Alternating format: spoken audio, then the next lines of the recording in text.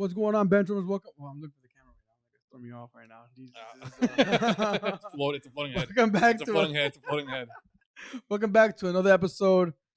Yes, I'm a little down today, but I'm obviously we'll get into it. Nick, I think I kind of want to just let you kind of take the reins today. Why? I'm just I'm hurt. You know, when reality kicks in, which I knew was coming, it definitely hurts, and I'm a little hurt right now.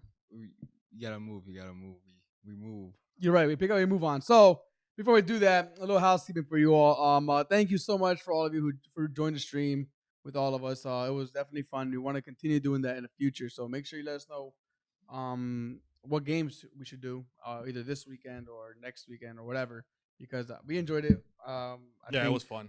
And if you want to come join us here on the bench and watch the game with us, please let us know. Shoot us a DM or leave a comment down below, and all that you can find in the description down below for all our socials. So yeah, go down there, subscribe, hit the notification bell, please. We appreciate all that, and we love you for that. So thank you. I kind of don't want to talk about the games yet. I'm trying to buy some time.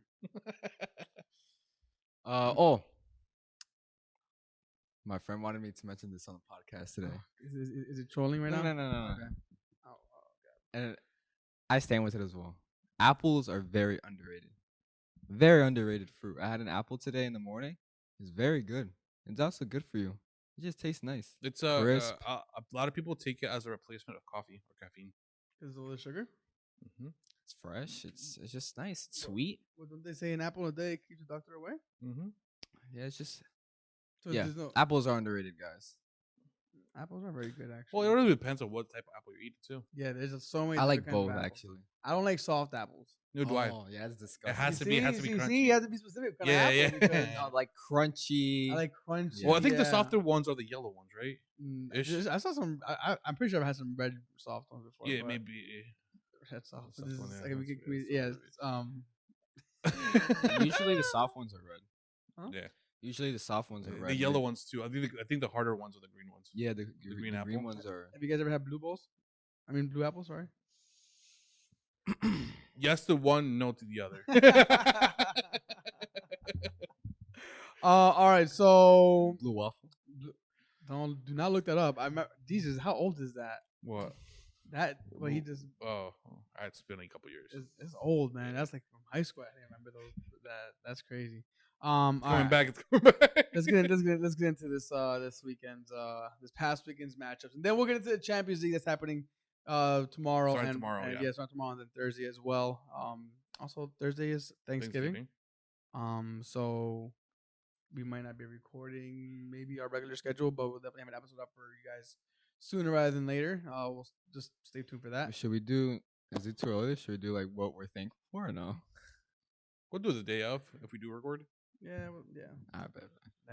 Anytime to prepare for that. For real, you can't throw that at me like Yeah, that. dude, come on, man. I'm barely here right now, but all right. So let's get into the game. Ready for kickoff, boys? Go for it. Let's do it. All right. So the first one I have here is Leicester versus Chelsea, where Chelsea traveled to the King Power and took 3 points along with 3 goals. Goals coming from all players, almost half of them defenders. Again, Rudiger, but also I feel like his name isn't mentioned enough as much as it should be. I'm sorry, I should rephrase that. Is that mentioned as often as it should be is N'Golo Kante's Goal or is just his name? Just him in general. Lately, he hasn't. No, he has. You don't hear much from him anymore. Well, I don't know if he's been playing as. I don't know. I haven't watched much Chelsea games to be honest with you, but I haven't heard much noise from him, of him.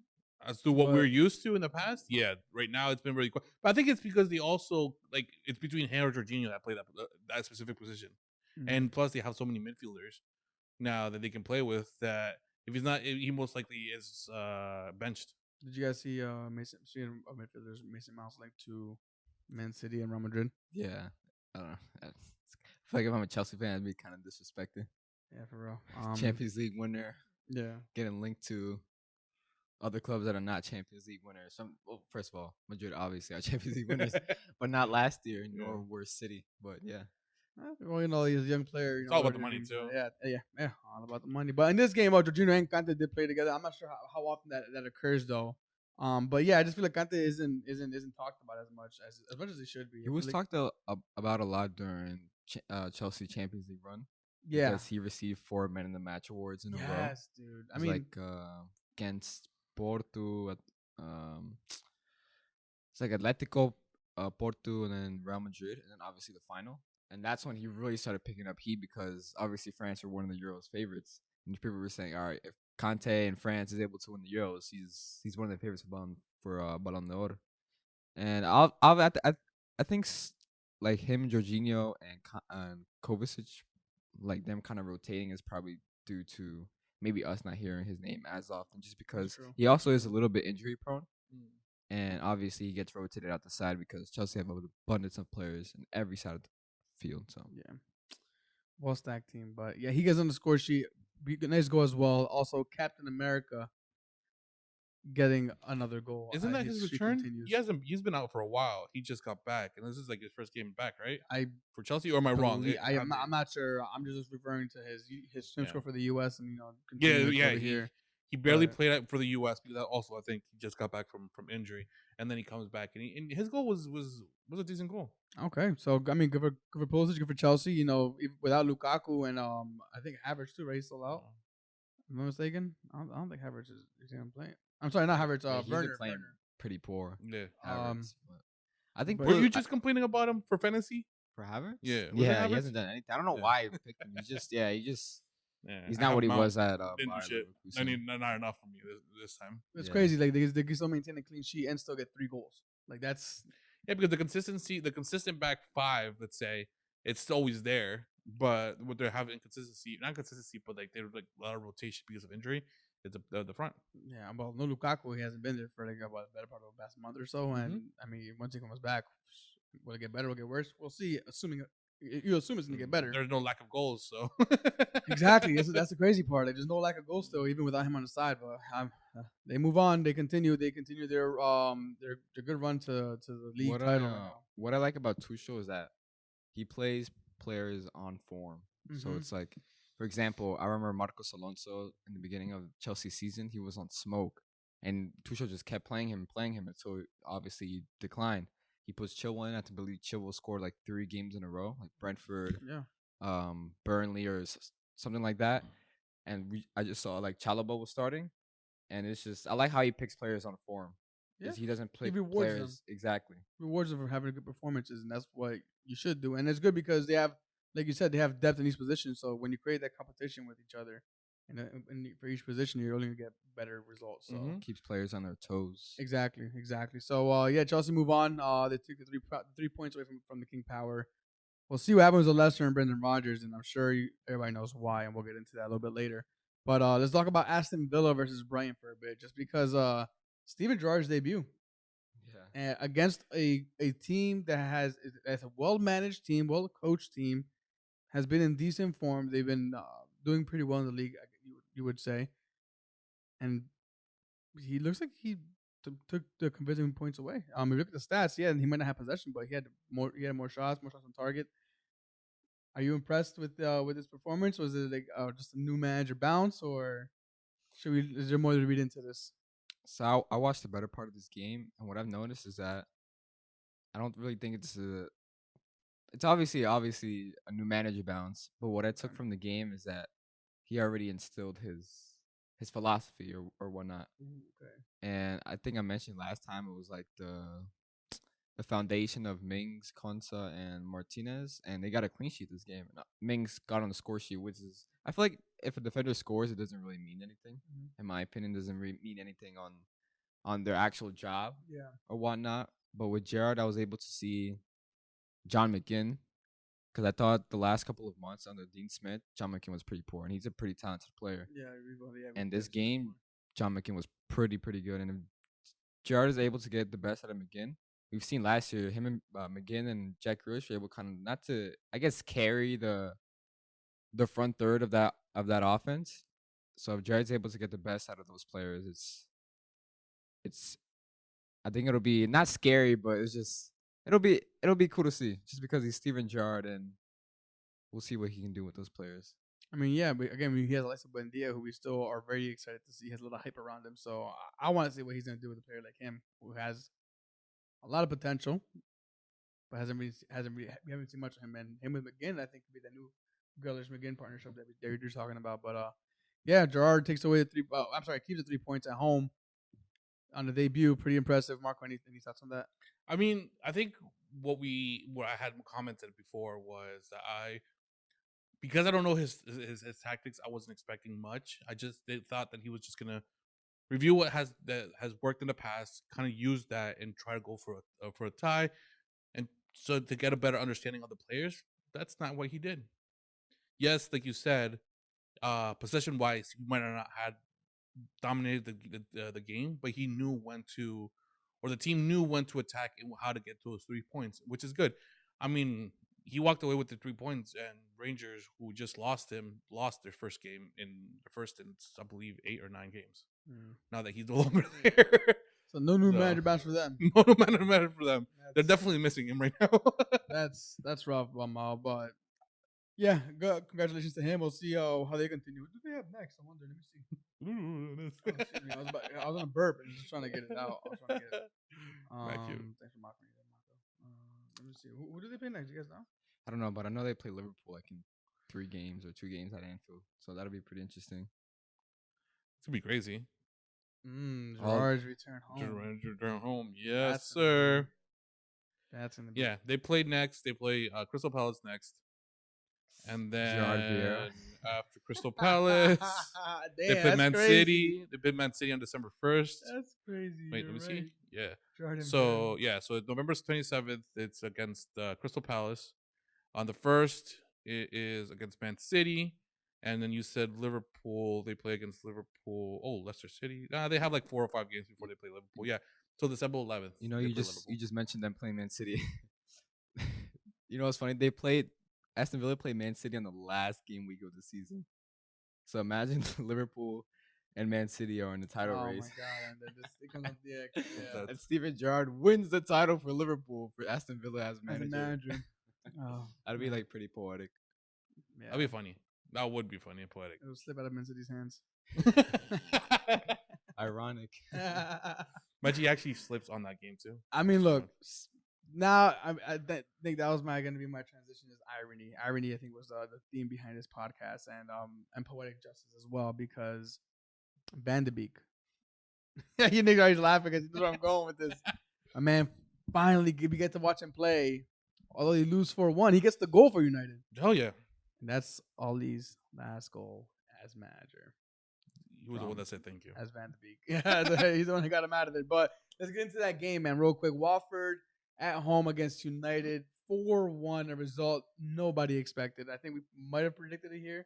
Not a result like this, of course, but we predicted a win. I had predicted a win to the point that I don't follow me on this. I bet money, like I told you guys, and I made money off of it because I'd had Watford winning. Damn. I mean, like $30, which is not much, but at least I won. Like I was like, it has been a while. I think we all said they were going to win, right? And I mean, impressively enough, they not only did they win, they dominated the game. Ranieri completely outclassed Ole into retirement because that was just, the proof in the pudding that it wasn't meant for him. Ole has done enough. But can you believe? I know it's not off topic. It's about Ole. But did you guys read the picture that I sent you guys? I believe yesterday morning about his tactics and what his tactics were on the wall. I think you commented on it. It was straight up culture. Like it was just like vibes. What do you call it? Vibes. It was just vibes. Like I mean, if it's true, that's crazy. I mean, I wouldn't be surprised because that's what it looked like it was, honestly, on the pitch. But at the end of the day, it was inevitable. It was gonna happen once you saw that result coming that he was gonna get let go. Funny enough, Joshua King got on the score sheet for Watford as well, who is a former United player. Is he? From 2009 till 2013, I believe. He might have been loaned out throughout the years. That, yeah. I'm not 100% sure, but I believe he was a United player. If I'm wrong, somebody definitely correct me on that. I look like an idiot. But regardless of the fact, Ollie's out. The parade is over for us. So now, or is it? Because Michael Carrick, I think, is the next one that's supposed to be taking over now, right? Yeah. And as interim, correct. And we'll see. We'll get into who we think should be taking over next.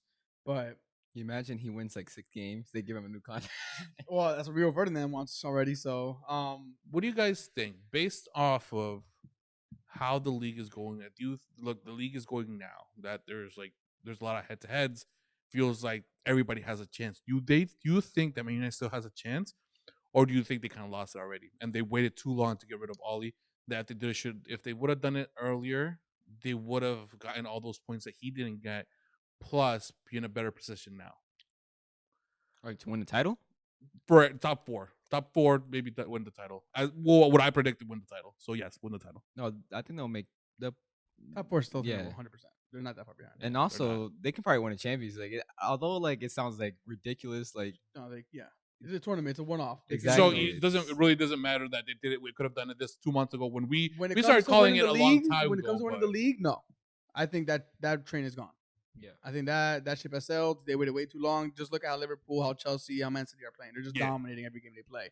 It will be maybe they'll drop a few points here and there, but United have let way too many points go from this point on. So they're battle top 4 now. 100% they're still in top 4 race. There's no doubt about that. Yeah, they're what, 5th right now, I think, right? No, we're 5th. Arsenal for 5th. Okay. They're like actually I I think they're 8th. 8th, right? I think so. I'll double check. Yeah, but they're definitely still in the race. As far as that goes. Mm-hmm. 8th, yeah. Do you think Michael Carrick though is going to change anything? Because No. Okay, thank you, Nick, for saying that.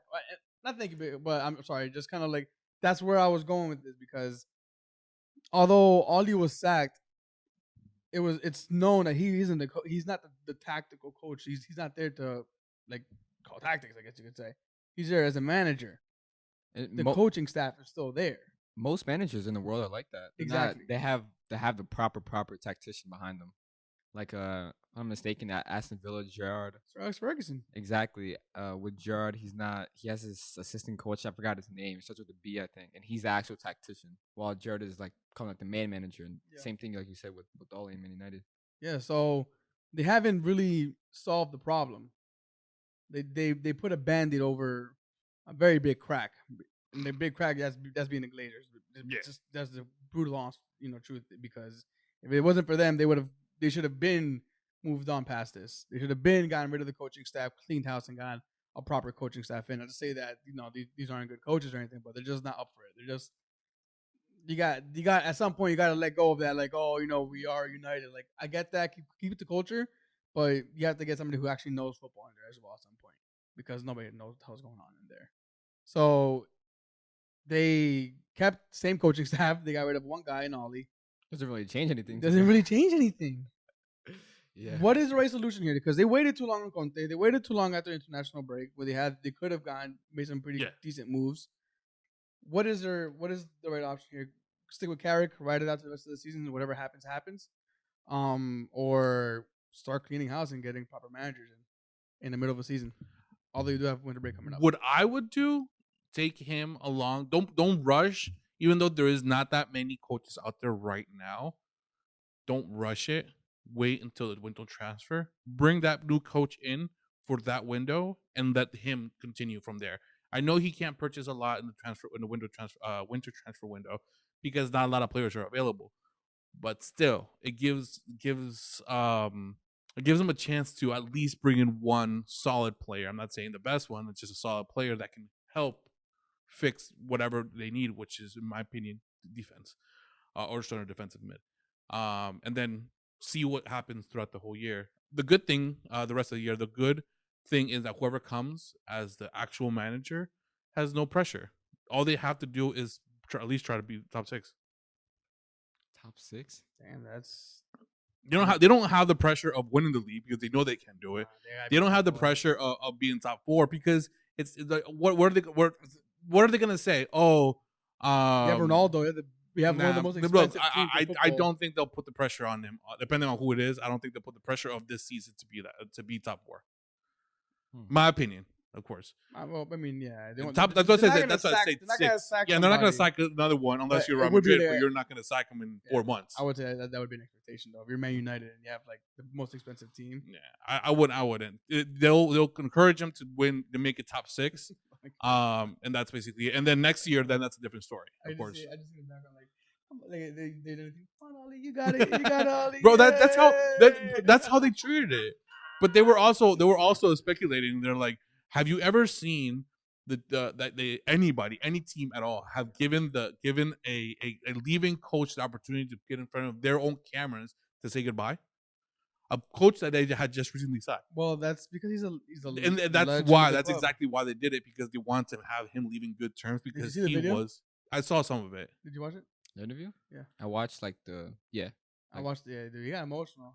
I feel bad for the guy. I know, for real. He did. I feel bad for the guy. You 'Cause should. he definitely wore his heart on his sleeve in that video, and he bled for the badge. And I feel like he did his best. It's just that he doesn't. His best is not what Man United needed. Yeah, it wasn't it. But I'm gonna give you a couple names. I'm sorry. Did you have anything to say? Eric Ten Hag. Okay. Well, all right. So yeah, Yes. I'm gonna give you a couple names. Thank you, Ten Hag. Steve Bruce. Dude, that'd be Steve Bruce. You know, I'm not kidding though. Pochettino. Zidane, I guess, because that's a big one being out there. But I firmly believe it's between amongst those four. No, not Steve Bruce. That's more of a troll. But who are you taking and why? I just said I'm taking Ten Hag, bro. I just love what he did what he's doing at Ajax and what he did at Ajax. Obviously, his Champions League run in 2019 was phenomenal, but the way his philosophy and the way he just plays football it's something different. I think United kind of need that right now. We kind of mentioned like Ole goes out and vibes, which it may be kind of trolly, but when you see on the pitch what happens, on the pitch and what happens, you kind of see. I feel like you really need a tactician right there. Yeah, I think Eric Ten Hag at Ajax is really that, and also Matthijs de Ligt and Frankie de Jong, and obviously Donny van de Beek and Hakim Ziyech, and there's so many countless names that Ten Hag was able to bring up at Ajax and through the academy, and the players that Man United have at their disposal it's ridiculous. So if they were to get Ten Hag, I think it'd be a nice fit. Well, reports are saying priority is Pochettino. That one I don't get. I understand Nico's, and I do agree with Ten Hag, right? Ten Hag, yeah. Okay, because he has an understanding. He does really good job. Just say Tim Howard. Huh? Just say Tim Howard. Tim Howard. I might say that. Watch. Because of the youth that Man United has, and he's coached them before. Mm-hmm. So I think like he's the best one out of everybody that you mentioned. Right after him, I'd say Zidane. I just don't see Poch. Poch coached United? Huh? Poch coached United? No, I didn't say. I don't see Poch. Is it Tanhigan? I said Zidane. I'd say go for Tom, then Zidane, and then. No, you said he coached the youth team. Yeah. At United. He coached some of these players that are playing for United. Then he coached Van Beek or whatever. Thank you, bro. What? I love you said that. What? The way he said his name was Van Beek or whatever. I don't know how to pronounce his name. I just say Van Dick. Oh, I did not say that. I didn't hear that. No. Just the way he said it was cute, man. I didn't hear that though. I don't know what you're thinking about, bro. I did not say that. Puberty tax. He coached Van de Beek. I think that's it though. Oh, that's Van der Beek. Oh, my bad. Van Beek, whatever. No. The way he said it was. Never mind. Go back and listen to it. Yeah, whatever. It's not like I've never mispronounced their name before, so it's all right. It's not. Niggas just making it more than what it is. That's exactly what it is. I don't care. But yeah, I mean that's why I'm saying I'd go with the Ajax coach first, Zidane second, and then Poch third, because I don't understand why Poch would leave right now. Well, he's not getting much out of the PSG team, so or he's not happy there, and his family is like based in London. And I saw someone say like he plays good football at PSG, which is totally untrue. This guy does not play good football at PSG. He plays horrid football at PSG. Yeah. I mean, I don't know what's a good move for United at this point, but yeah, I mean maybe start. The thing is that if you're bringing Tim Howard in, it's like you're trying to rebuild. They shouldn't be rebuilding at this point. This is like 3-4 years into a project already. So you think Zidane? It has to be somebody who's ready to pick up and continue moving forward. It can't be like, all right, it's still from the foundation up. It can't be that. I mean, somebody who can just pick up and just maybe Zidane, maybe Marco Zidane. We can just come in, get the right things out of the players, bring in his coaching staff. Yeah, because Zidane at Real Madrid, he didn't bring up. Yes, he did help a couple players, but he didn't build the foundation. Yeah, he didn't build the foundation. He grabbed whatever he had. had. Yeah. He was one of the coaches that barely bought anybody. I mean, Do United have a foundation? Really though? They have a good core of players. They have again. In the beginning of the season we all said they have a title running team. Yes, and I stick by it. And I stand by it too. The thing is that they just can't be used properly. They have the winter transfer window to get some kind of CDM. Although Marco's right, there's never big transfers made. United have the money to make some noise if they really wanted to. If they bring Zidane in, get a proper CDM, they have all the components to make a proper team. At least to win Champions League. If you tell me right now, do I expect United to win Champions League? I would tell you hell no. But if they win the at the coach end, that they bring in, and they win it, I will be completely surprised by the end of the year. And I'll tip my hat to them for doing that. But maybe Zidane, yeah, maybe Zidane. But reports are saying Poch is the first one that everybody's looking at. Brendan Rodgers is obviously one that people have mentioned as well. We'll see what happens, man. We'll see what happens. This United saga continues, but again, the problem won't be solved until you get rid of the head of the snake, which is the Glazers. That's the bottom line. With that being said, I think that's all we got for this game. Anything else? Right? I think that's it for the De Gea doing camera saves. Oh yeah, okay. So let's backtrack a little bit. De Gea makes a beautiful, again, like Nico just says, camera saves. But then he lets the simplest ones go through his legs. I don't know, dude. I think social media has probably a part to doing that because like 20 years ago, you never saw goalies do camera saves, or did you? It wasn't a highlight. It was always like focused on the striker. But like now, I feel like goalies are being more credited for the work they do. So yeah, I would say social media probably is the cause of that, because now you can slow motion the dive, make it look Does like a cat reflex instead of like moving your actual body and putting two hands to the ball. It's all right. It's what they use it for is they use it for IG. They post him like, we're sorry that we couldn't make it this time, but that's a perfect picture. Like I remember seeing this video of in 2019 Copa America, it was Brazil versus Argentina, and Messi's the best free kick taker in the world right now. Messi kicks it. It's literally going top bins, and Alisson just moves and catches it with one hand. Like how many times do you see goalies like it's come on, dude. I mean, but yeah, I mean, who knows when Henderson's going to get his actual opportunity for the number one shirt. But yeah, that's it. That's all we got United, though. The saga continues. Let us know who you think is going to be the next one in charge and what's the fate for them. I think that's it for the weekend games, guys. Yeah, I think that's it. That was the only important games. Oh, yeah. Come on. Yeah. The water at. I don't have any water. I just for my coffee. Yeah, a little bit. Thank you. So that's it, guys. It's like now we have can wrap it come up on. now. Yeah, come on. Okay. Come on. Let's get into it. I wish the smoke was here. No, thank God. And dude, I was honestly, I wasn't being a sore loser. I was being a proper loser, and the whole time he's just sitting there like with a smirk on his face. Oh, that's thankfully he was sitting next to me, so I couldn't see it. I'm like, And I was paying attention to way too many things to be able to pay attention to him. I'm like, what's the purpose of the smirk? Like nobody's saying anything. Like it's a loss. I get it. Like I'm like he's just like sitting there smirking. He's like, I don't understand the point of that. Like he's trying to dig and get a reaction. I get it, but whatever. We got blown out that game, man. 4-0. Not the result at all I was hoping for. As I said that spot, I was being optimistic with the draw. Realistically expecting a loss, but not this bad. You know, it felt like we've been taking a couple steps forward, and it looks like, you know, we're kind of back where we started. Although in reality, we still have been pretty good as far as improvement wise goes, especially in the table. But I think they got outclassed. And Nico asked Nico in the beginning of the podcast, what do you want to talk about, especially about this game? And he mentioned the midfield, and I think that's a very good point to start, because that's to me where the game got won for Liverpool. That's where they dominated. That's what won you guys the game completely. So you want to kick it off with that? Yeah, so I think between Arsenal and Liverpool's midfield, obviously Arsenal have a young player in Lokanga, but you kind of really saw he's just completely inexperienced at this high caliber of games. Like I'm pretty sure he can go and do a job against like lower to mid-table clubs. But with those, and it's not a detriment to him because he's obviously a talented young player.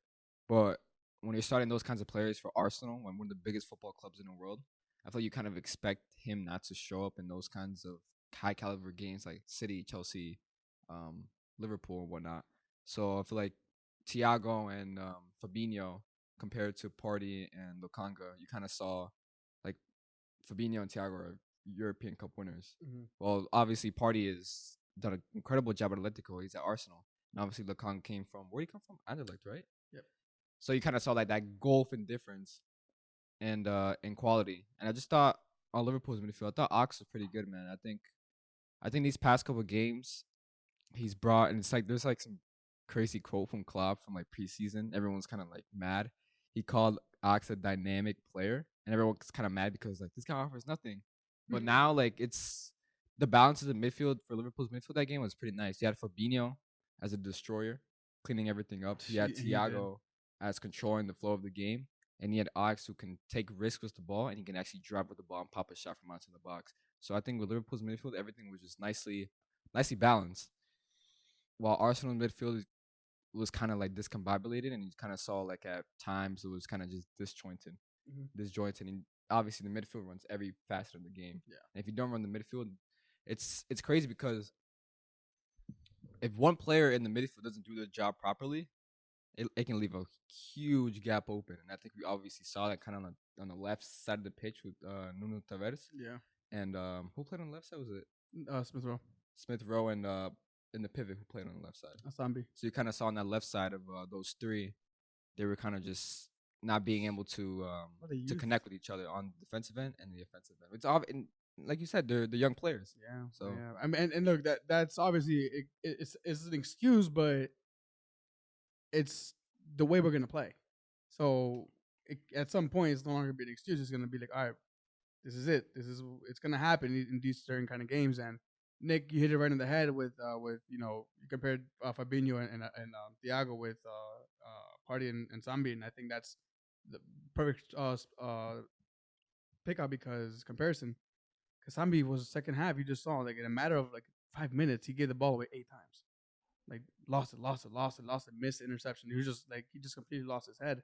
Partey has not shown up at all like we were expecting to him to be our. He's supposed to be our midfield, our destroyer. Has he played one of those seasons? No. His best game has been against Manchester United, and he's been injured for so many games already. I hate to say it, but I don't hate to say it because I think it's a realization that we do need experienced players on the side, and a realization that players like Xhaka are extremely underrated because with Xhaka, I feel Partey can do more of what he wants to do. Sambi doesn't. He's still young. He's not going to give him that freedom. He's not going to give him that confidence to Partey, go up. I'm going to sit back. I'm going to cover your space. Although Xhaka is not the most athletic person, we all know that. He has the experience. He knows how to position himself. He knows when to make a tackle, although sometimes he doesn't. Just be real with that. No, when he gets hot-headed. But for the most part, he has good games.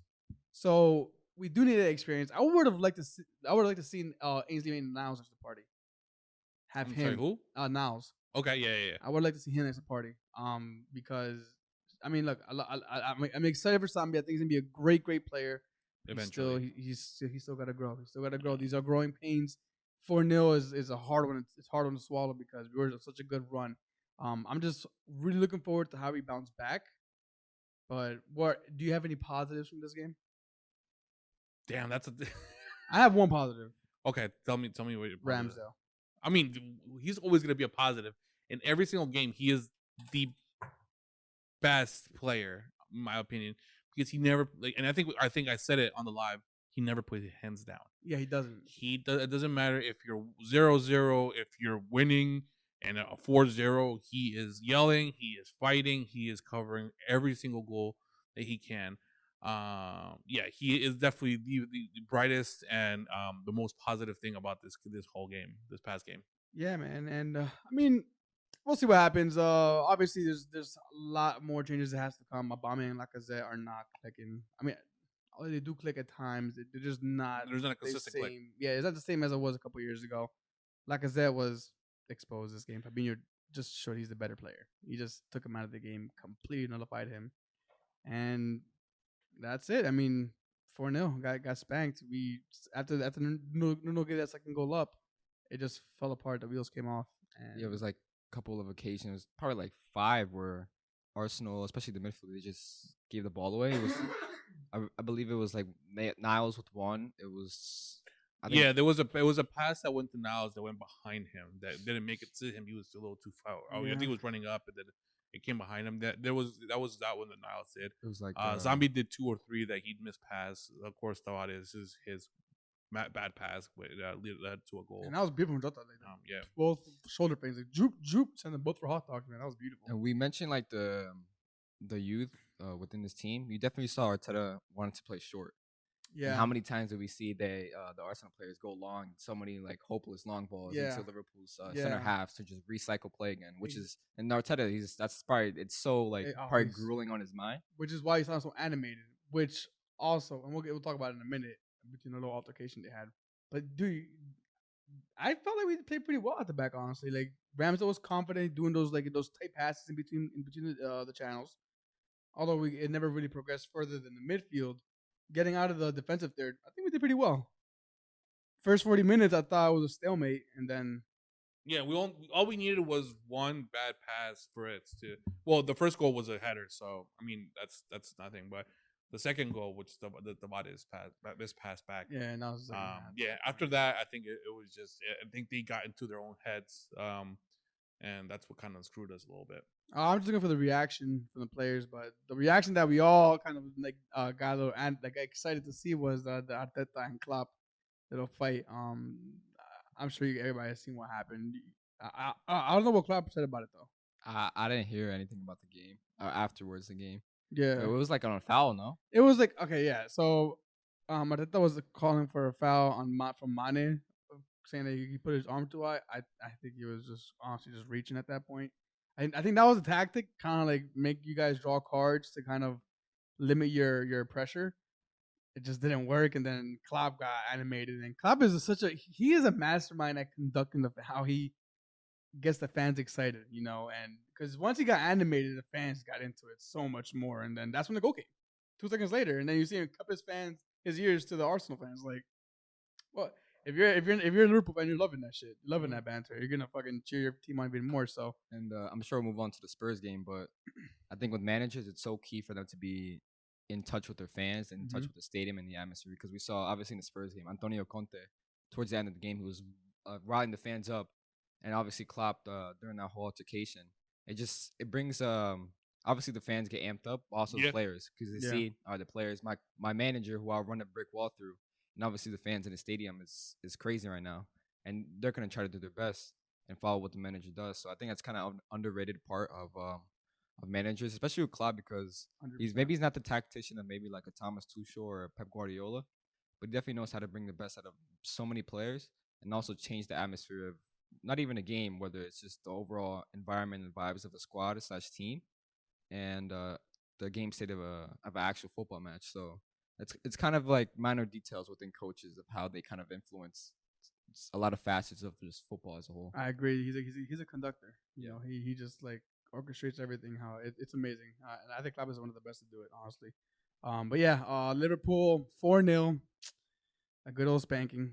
And it hurt, but we move on. Arsenal face Newcastle next, and then we have United and Everton after that. Who do you guys have? Any big matchups coming up after these? Southampton, Everton, and then Villa. Yeah, Southampton this weekend. Okay. Everton, and then Villa, Anfield. So it's kind of like a semi. I think the tough game definitely would be Everton. I believe it's at Goodison Park, and Liverpool have not the best record at Goodison Park. Well, look, Everton have not been in best form lately either. They have not at all. And they're losing a lot of players. I saw something. It was like this is karma from a year ago from Richarlison and Pickford trying to snap Thiago's and Van Dijk's legs. And now it's kind of like this time period of the season where they're losing literally every player. Like, literally every key player is going out. Like Damari Gray, he came off against who did they play? I think Man City. No. Yeah, Man City. He came off against Man City. Play this weekend? Yeah. Oh yeah, you're right. He came off against Man City, and he was doing pretty well this season. Although he kind of declined after those kind of like short games in the beginning of the season. But he's also a key player because he's pretty direct, and Everton are just losing players left and right. Um, well, we won't talk too much about that game, but yeah, Man City did beat Everton 2-0, I believe it was 3-3. 3-0. Yeah. The other matchups that happened on Saturday that we did not discuss, but definitely were good games to watch. Were Burnley Crystal Palace 3-3, Newcastle Brentford 3-3. You know what's crazy about that Burnley Crystal Palace game is that obviously like Maxwell Cornet, he was not playing well at Lyon. He came from Lyon to Burnley. He was doing pretty poor at Lyon. Like the one memorable moment he had was when he scored against City, like 2 years ago in the Champions League. Was like Ederson came out, he like kind of curled it around him. Other than that, Maxwell Cornet has not played well at Lyon with Lyon at all. And he comes into the Premier League, where we all talk about the best league in the world. And in my opinion, it is. He comes into a Burnley with not the best players around him, and he's doing crazy. Like that goal he scored was a volley, like a full on volley to the roof of the net. It's definitely a credit to him because, and it's also a credit to a lot of players around the world who maybe come from like what we kind of mentioned, maybe Farmers League, and they come to like a La Liga or Premier League or international football, and they take it up to another level, which is it's pretty nice to see. Yeah, man, and Newcastle and Brentford. Unfortunately, Eddie Howell, although he got appointed as manager, he caught COVID and could not manage his first game. So hopefully he recovers soon as well. That's going to be interesting to see how they continue the rest of the season. Norwich, Southampton. Dean Smith gets his first win as Norwich manager, 2-1. And Wolves beat West Ham at home. That is a step back for West Ham, who have been in really good form lately. Top 4 run, still very, very, very much alive for them to continue. Wolves have been playing pretty well as well. I feel like they've kind of gone under the radar with what's his name, Bruno Lage. They started off kind of rough, and then I feel like they kind of started the ship. They started getting a little bit of players back, like Jimenez, and everything's just kind of clicking right now. And yeah, like Neves, Moutinho, players like they have Pedro Neto who comes back, I think in January. He tore his ACL, and he was a pretty good player last season for them. And I mean, they just have a lot of players at their disposal, and it's just a matter of Bruno Lage. So obviously, I didn't know who he was, but he's come in, he steadied the ship, and now he's playing pretty good football. Yeah. So keep an eye on Wolves. We'll see how they progress, continue going. Yesterday's matchups: Man City versus Everton, 3-0. You're right on that matchup. Anything from there?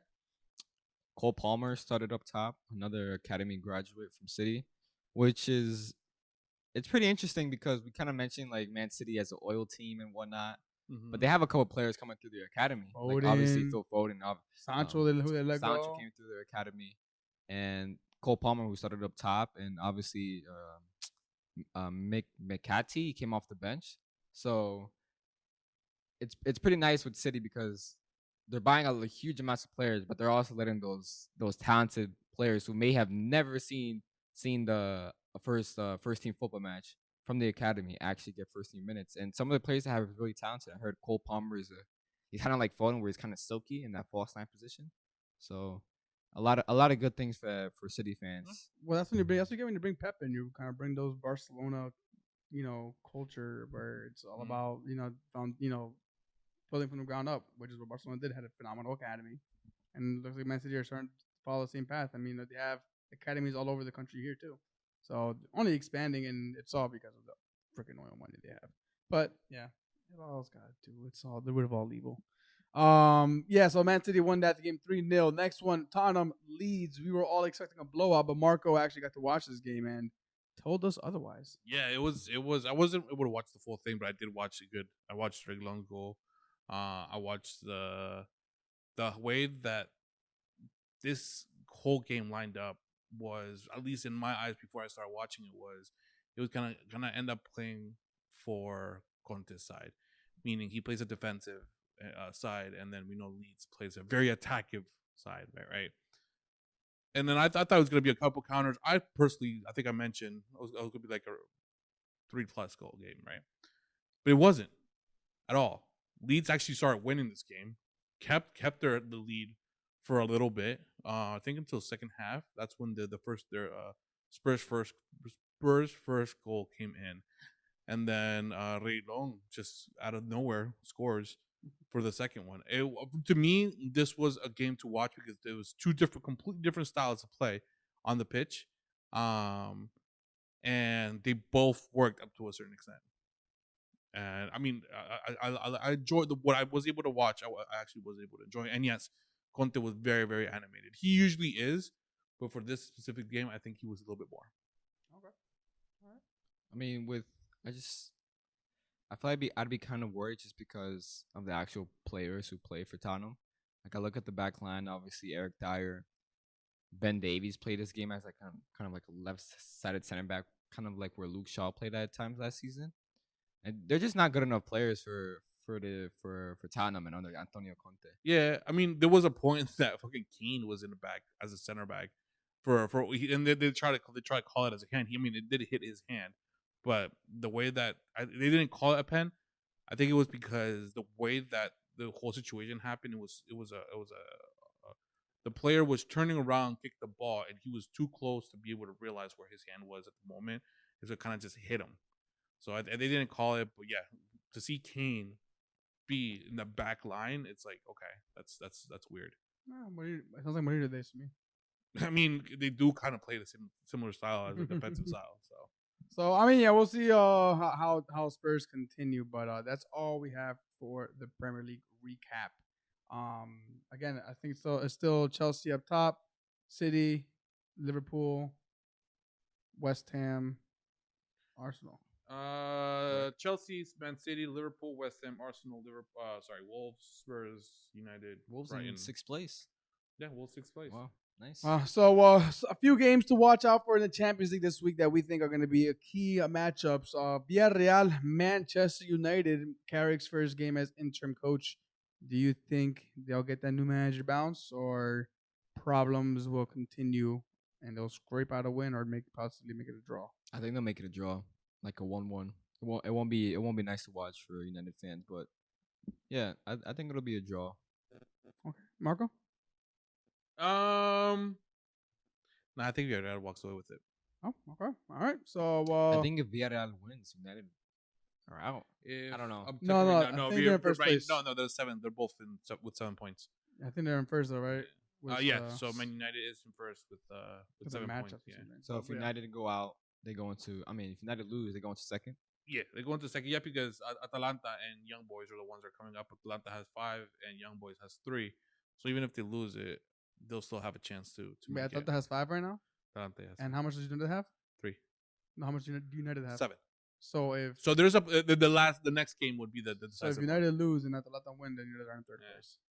So okay, that table is still interesting to watch. They can still end up in Europa. Who knows? Anything can happen depending on what the results are. Yes. Another matchup we chose: Chelsea Juventus. Oh, Juventus have looked very poor. They're in 8th place or 9th place right now. Yeah, it's crazy to watch. It's crazy to see, honestly. Just even imagining that. But again, there's Chelsea Juventus, 2 iconic teams. Definitely watch out for them.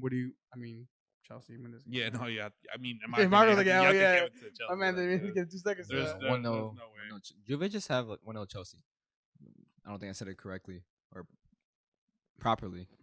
I think Juve just have weird players playing in like positions. They have like Rabiot playing on the left, and although he does play on the left for France, they have like Bernardeschi still playing. I don't know why. They have Bentancur. He was pretty good a couple years ago, but he's kind of declined.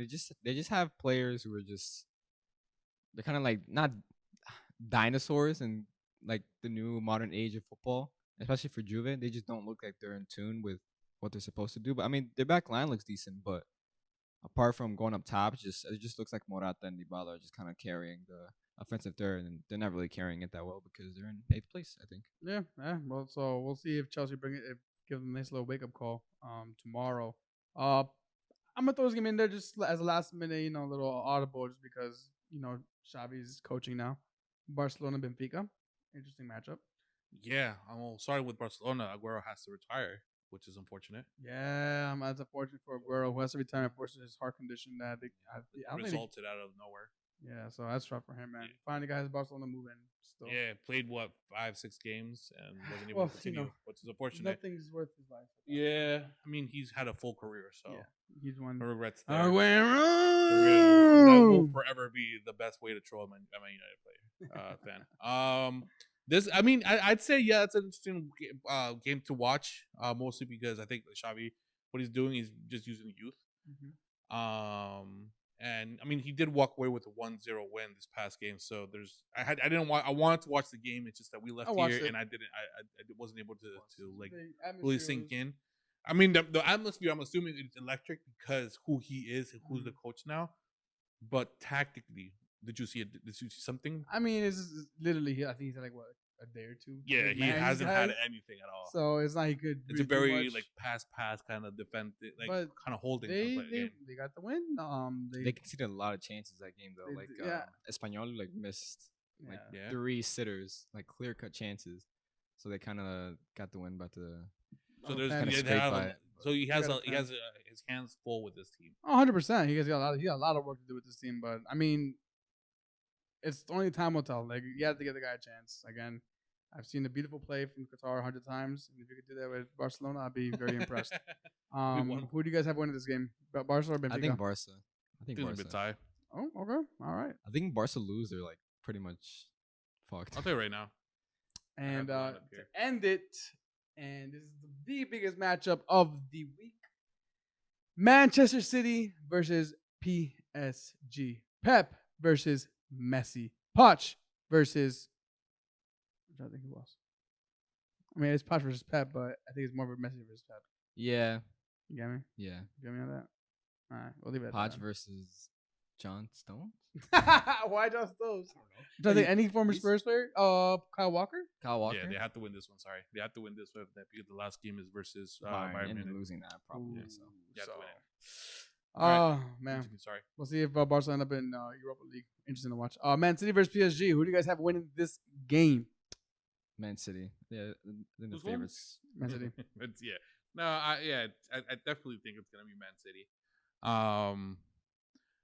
We've noticed that we've been hearing that Messi hasn't been able to click really with this new team. So if his magic is not going to be there, then we're expecting other players to have their magic shown, like specifically Neymar and or Mbappe. And if they're not clicking, then there's not much fight there. I just want to see that back three for PSG just coming to. But who do you have as back three? Because I knew Ramos is back. I just want to see. Is he back though? He has not been able to be cleared. Is he back yet? He was in training? Yeah, he's in training. Okay, finally, bro. I just want to see. It's been like what? We're in November now. He's been there since August? August, yeah.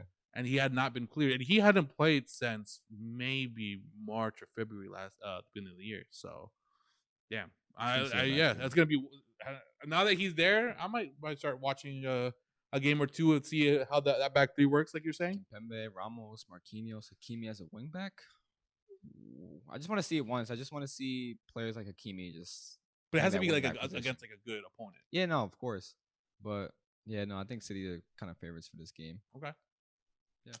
All right, so that wraps up our Champions League mini predictions. With that, we're all done here. We will try to get an episode up for you guys on Thursday. If not, happy Thanksgiving. Enjoy it with your families.